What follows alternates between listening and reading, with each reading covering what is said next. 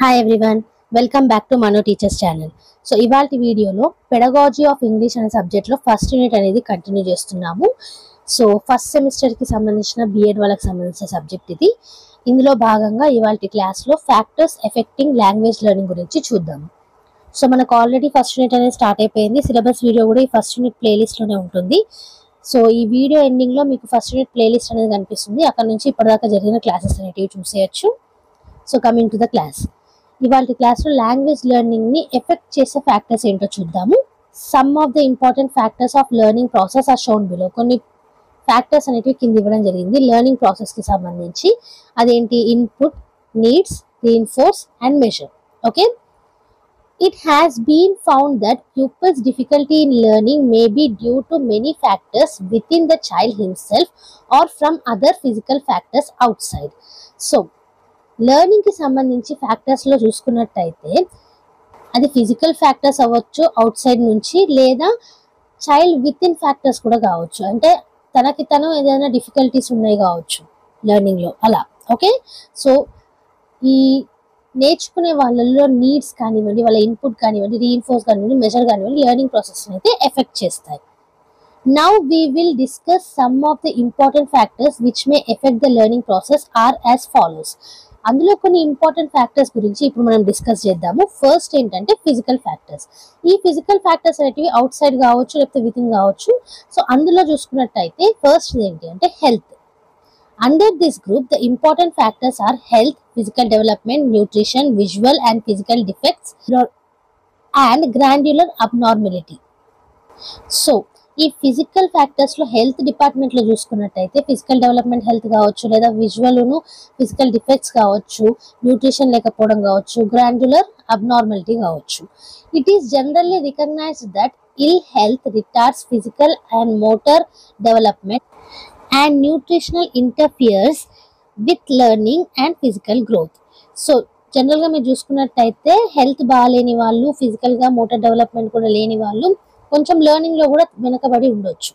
Okay, children suffering from visual, auditory and other physical defects are seriously handicapped in developing skills such as reading and spelling. So విజువల్ గా కానివ్వండి, auditory అంటే వినికిడి కానివ్వండి, ఈ defects ఉన్న వాళ్ళు రీడింగ్ స్పెల్లింగ్ లో కొంచెం వెనకబడి ఉండొచ్చు.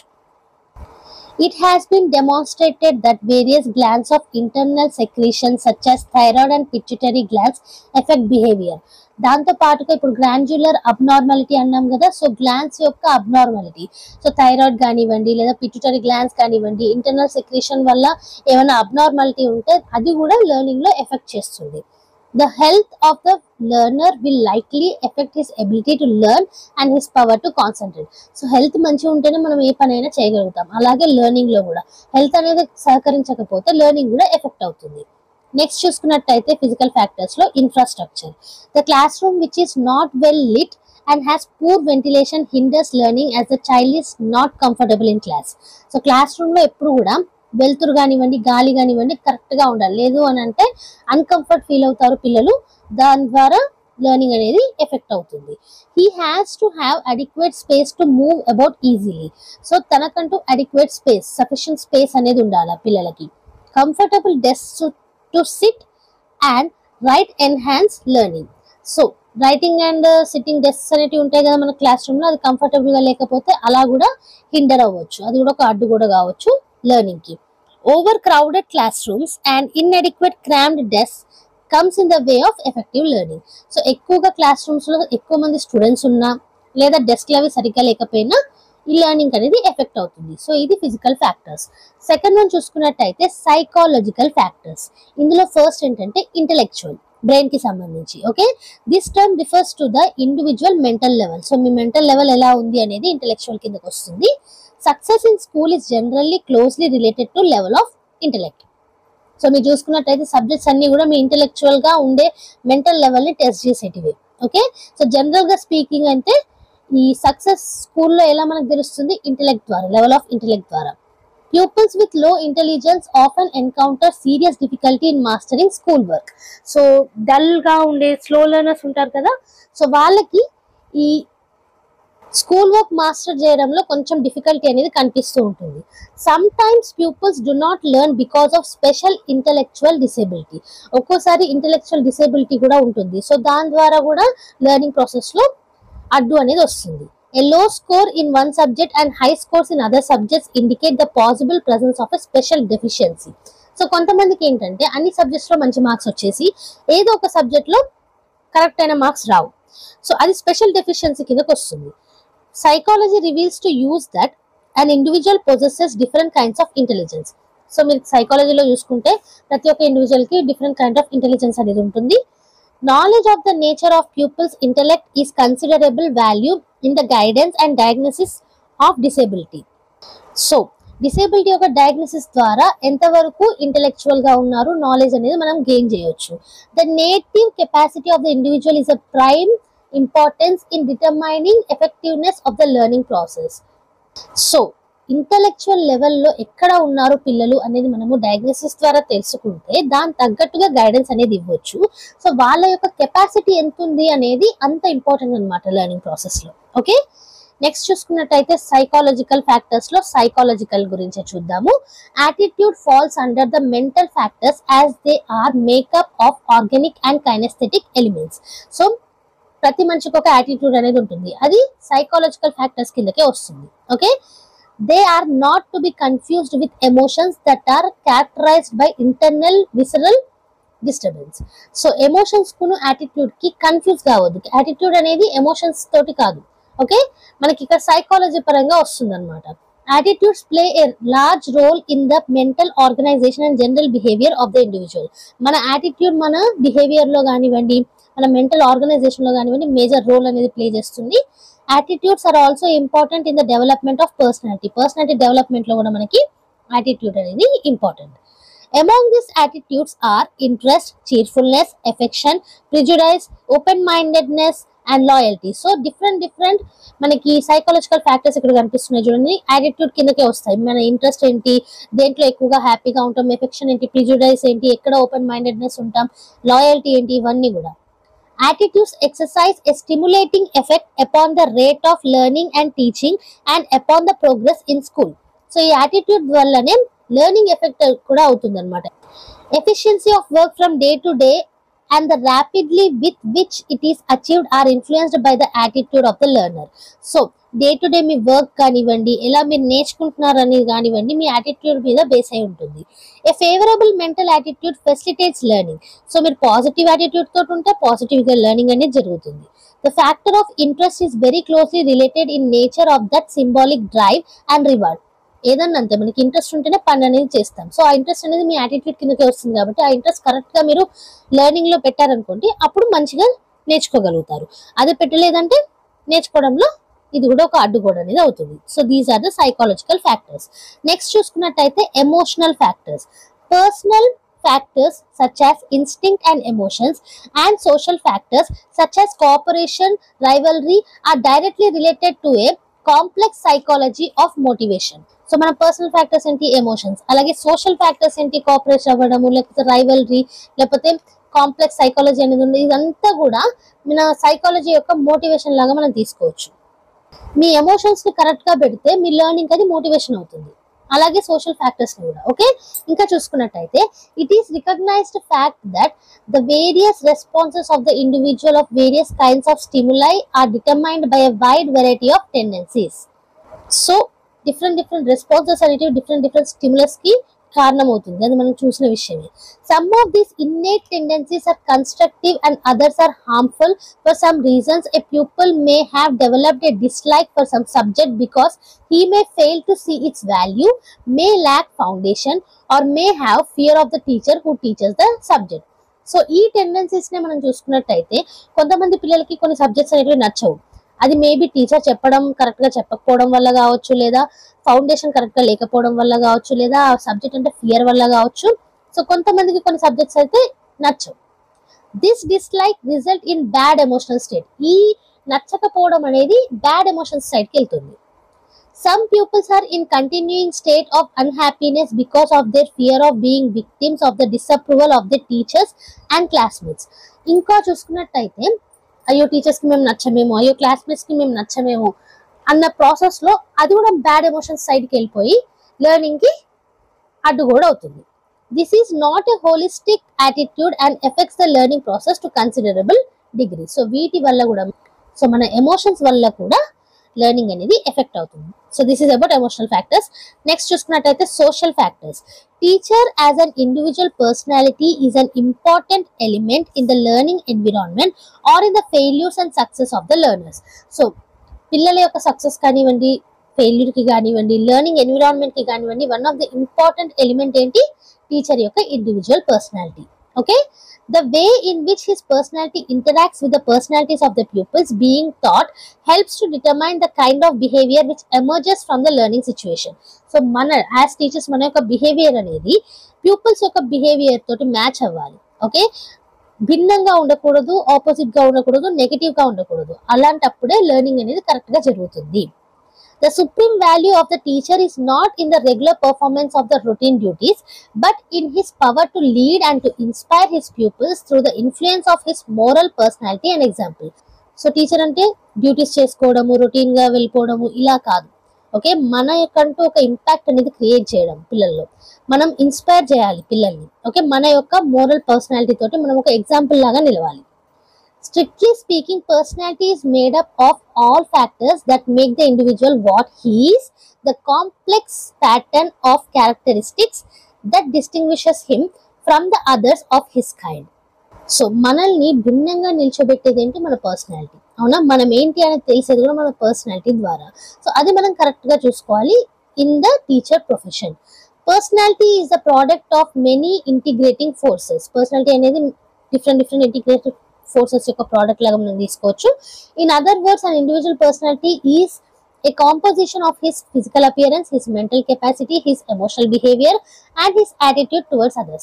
సో ఇంకో రకంగా మనం చూసుకున్నట్టయితే మన ఇండివిజువల్ పర్సనాలిటీ అంటే ఏంటి? మన ఫిజికల్ అపియరెన్స్ ఎలా ఉంది, మెంటల్ కెపాసిటీ ఏంటి, ఎమోషనల్ బిహేవియర్ ఎలా ఉంది, యాటిట్యూడ్ ఎలా ఉంది, ఇవన్నీ వస్తాయి. Effective teaching and learning or the results of an integrated personality of the teacher. So మన యొక్క యాజ్ అ టీచర్ మన యొక్క పర్సనాలిటీ ఎఫెక్టివ్ టీచింగ్ లెర్నింగ్ కి కారణం అవుతుంది. Okay, generally speaking, pupils do not like a grouchy teacher who cannot control his temper before the class. So general గా ఒక example లా తీసుకున్నామంటే, ఎప్పుడు యాంగర్ తోటి ఉండడము, ఎప్పుడు తిడుతూ ఉండడము, చికాకు ఉండడము, ఇలాంటి టీచర్స్ నచ్చరు స్టూడెంట్స్ కి. అవునా, it is impossible for a teacher to create enthusiasm and to radiate light and sunshine to those about him. So అలా గ్రౌచీ టీచర్స్ కి పిల్లల్లో ఇంట్రెస్ట్ తెప్పియడము, ఒక లైట్, ఒక సన్షైన్ తెప్పియడము పాసిబుల్ కాదు. Pupils love A happy, sympathetic, enthusiastic and cheerful teacher. పిల్లలకి ఎప్పుడు కూడా హ్యాపీగా ఉండి, కలిసిపోతూ ఉండి, పిల్లల యొక్క ప్రాబ్లమ్స్ తెలుసుకుంటూ, వాళ్ళకి తగ్గట్టుగా లెసన్స్ అనేటివి చెప్పుకుంటూ, ఇలాంటి టీచర్సే నచ్చుతారు. Effective teaching and learning are results of love for the pupils, sympathy for their interests, tolerance and a definite capacity for understanding. ఇంతకుముందు చెప్పాను కదా, మీ ఇంట్రెస్ట్ కానివ్వండి, ఎలా ఉండాలి, వాళ్ళకి చెప్పేలాగా అంటే వాళ్ళకి తగ్గట్టు చెప్పేలాగా ఉండాలి, అలాగే టాలరెన్స్ ఉండాలి, పేషెన్స్ అనేది ఉండాలి, అండర్స్టాండింగ్ ఉండాలి, టువర్డ్స్ పీపుల్స్ ప్రేమ అనేది ఉండాలి. సో ఇవన్నీ వస్తాయి అన్నమాట. Okay, the teacher must therefore recognise that it all activities in the classroom he is directly affecting the behavior of the growing and learning pupils. So teacher ఏది mind లో పెట్టుకొని ఉండాలి ఎప్పుడు కూడా, తన బిహేవియర్ కానివ్వండి, ఓకే, తన attitude కానివ్వండి, తన పర్సనాలిటీ కానివ్వండి, పెరిగే పిల్లల మీద ప్రభావం చూపిస్తుంది, అది గుర్తుపెట్టుకోవాలి. So that is about social factors. Environmental factors చూసుకున్నట్టయితే ఫిఫ్త్ వన్ ఇది physical conditions needed for learning is under environmental factors. So environmental factors మీరు చూసుకున్నట్టయితే కంపల్సరీ ఎన్విరాన్మెంట్ సరిగ్గా లేకపోతే లెర్నింగ్ అనేది కరెక్ట్ గా జరగదు. One of the factors that effect the efficiency of learning is the condition in which learning takes place. So ఎక్కడైతే learning అనేది జరుగుతుందో అది కరెక్ట్ గా లేకపోతే ఆబ్వియస్లీ లెర్నింగ్ అనేది కరెక్ట్ గా ఉండదు. సో అందుకే ఎన్విరాన్మెంటల్ ఫ్యాక్టర్స్ కూడా important. This includes the class rooms, text books, equipment, school supplies and other instructional materials. So study ఎక్కడ జరుగుతుంది? క్లాస్ రూమ్స్ లో జరుగుతుంది. దేని ద్వారా జరుగుతుంది? టెక్స్ట్ బుక్స్, ఎక్విప్మెంట్స్ ద్వారా జరుగుతుంది, స్కూల్ సప్లైస్ ద్వారా జరుగుతుంది, ఇంకేమైనా ఇన్స్ట్రక్షనల్ మెటీరియల్స్ ద్వారా జరుగుతుంది. సో ఇవన్నీ కూడా ఎన్విరాన్మెంటల్ ఫ్యాక్టర్స్ కిందకి వస్తాయి. In school and at home the condition for learning must be favourable and adequate if teaching is to the desired results. So correct results రావాలంటే కనుక ఇంట్లో కానివ్వండి, స్కూల్లో కానివ్వండి, కరెక్ట్ అయిన ఎన్విరాన్మెంటల్ కండిషన్స్ ఉండాలి. It cannot be denied that the type and quality of instructional materials and equipment play an important part in the instructional efficiency of the school. So instructional materials కానివ్వండి, equipment కానివ్వండి, learning కి సంబంధించి అవి correct గా ఉంటే effective learning అనేది జరుగుతుంది. It is not early to do a good job of teaching in a poor type of building and without adequate equipment and instructional materials. So for suppose teacher మంచిగా చెప్తున్నారు, social factors అన్ని correct గానే ఉన్నాయి, teacher అంటే పిల్లలకి చాలా ఇష్టం, కానీ టెక్స్ట్ బుక్స్ కరెక్ట్ గా లేవు. ఓకే, అందరికి అందేలాగా టెక్స్ట్ బుక్స్ లేవు, లేదా స్కూల్ బిల్డింగ్ సరిగ్గా లేదు, లైట్స్ ఎక్కువ వస్తలేవు, ఎయిర్ ఎక్కువ లేదు. సో అలాంటప్పుడు పిల్లలకి ఇబ్బంది అనేది ఉంటుంది కాబట్టి అక్కడ సరిగ్గా చదవలేకపోతారు. Okay, a school building and classrooms has no merit when built without due regard to its educational objectives and functions. School building అనేది ఒక టైప్ ఆఫ్ బిల్డింగ్ అనేది మనం దాని తగ్గట్టుగానే సో ఇక్కడ ఏమంటున్నారు అని అంటే, ఇప్పుడు ఒక ఇల్లు ఉంది, ఇంట్లో మనకి కిచెన్ అవసరం ఉంటుంది, హాల్, బెడ్రూమ్ ఇలా. సో అదే విధంగా స్కూల్లో మనకి ఏమేమి అవసరం ఉంటాయో అది కరెక్ట్ గా ఉండాలి. అలా లేకపోతే ఎడ్యుకేషన్ ఆబ్జెక్టివ్స్ అనేటివి రీచ్ కాలేము. Family and its environment of the pupils also plays an important part in learning. So student యొక్క ఫ్యామిలీ, స్టూడెంట్ యొక్క ఎన్విరాన్మెంట్ కూడా లెర్నింగ్ లో ఇంపార్టెంట్ రోల్ అనేది ప్లే చేస్తుంది. A peaceful and happy family helps in the calm and peaceful learning environment. పిల్లలు పెరిగేది ఎక్కడ? ఇంట్లో. ఇంట్లో కామ్నెస్ అనేది ఉంది, హ్యాపీ సిచ్యువేషన్ ఉంది, పీస్ఫుల్ సిచ్యువేషన్ ఉంది, దెన్ లెర్నింగ్ అనేది ఈజీ అవుతుంది. The first generation learners find it difficult as they do not have anyone in their home to guide them. So first generation learners అంటే అప్పుడు వాళ్ళ parents కి education అనేది లేదు, సో వాళ్ళకి డిఫికల్ట్ అనేది ఉంటుంది, ఎందుకంటే వాళ్ళని గైడ్ చేయడానికి ఇంట్లో ఎవరు ఉండరు కాబట్టి. Okay, so this is about environmental factors. Last మనం లెర్నింగ్ ఫ్యాక్టర్స్ గురించి చూద్దాము. Factors owing to lack of mastery of what has been taught, faulty methods of study, narrowness of experimental background may affect the learning process of pupils. So learning factors చూసుకున్నట్టయితే ఒక subject మీద mastery సంపాదించలేకపోవడం, ఏదైతే చెప్తున్నారో అది సరిగ్గా తీసుకోలేకపోవడం, అలాగే methods of study faulty ఉండడం, ఎక్స్పెరిమెంటల్ బ్యాక్గ్రౌండ్ లో నేరోనెస్ ఉండడం, సో ఇవన్నీ కూడా లెర్నింగ్ ప్రాసెస్ ఎఫెక్ట్ చేస్తాయి. If the school proceeds too rapidly and does not constantly check up on the extent to which the pupil is mastering what is being taught, the pupil accumulates a number of deficiency that interfere with successful progress. ఒకవేళ స్కూల్లో మీకు continuous గా చదువు చెప్తూనే ఉన్నారు, మీరు ఎంతవరకు చదువుకుంటున్నారు, చెప్పింది మీరు వింటున్నారా లేదా, మీకు అర్థమవుతుందా లేదా అని చూసుకోకుండా కంటిన్యూస్ గా చదువు చెప్తూనే ఉంటే సో పిల్లల్లో ఏమైపోతుంది అంటే సెవరల్ డౌట్స్ వస్తాయి, అర్థం కాదు, సో దాని ద్వారా సక్సెస్ఫుల్ ప్రోగ్రెస్ అనేది కూడా ఉండదు. For example, failure in history may be due to లో reading ability or weakness in English. So ఇప్పుడు మీరు చూసుకున్నట్టయితే రీడింగ్ ఎబిలిటీ సరిగ్గా లేదు, ఓకే, సో ఇంగ్లీష్ లో ఫెయిల్ అయ్యే అవకాశం ఉంటుంది. సో ఇలాంటివి అనమాట. Similarly, because of faulty instruction the people may have learned inefficient methods of study. So instructions కూడా సరిగ్గా లేకపోతే ఇన్ఎఫిషియెంట్ మెథడ్స్ ఆఫ్ స్టడీ అవుతుంది. సో ఈ పరంగా లెర్నింగ్ ఫ్యాక్టర్స్ అనేటివి కూడా ఎఫెక్ట్ చేస్తాయి. సో ఇది ఇవాళ వీడియో. ఇవాళ వీడియోలో లాంగ్వేజ్ లెర్నింగ్ ని ఎఫెక్ట్ చేసే ఫ్యాక్టర్స్ ఏంటో చూసాము. ఒక 6 ఫ్యాక్టర్స్ అయితే చూసాము. అందులో ఫిజికల్ ఫ్యాక్టర్స్ ఏంటి, సైకాలజికల్ ఫ్యాక్టర్స్ ఏంటి, ఎమోషనల్ ఫ్యాక్టర్స్ ఏంటి, సోషల్ ఫ్యాక్టర్స్ ఏంటి, ఎన్విరాన్మెంటల్ ఫ్యాక్టర్స్ ఏంటి, మరియు లెర్నింగ్ ఫ్యాక్టర్స్ ఏంటి అనేది చూసాము.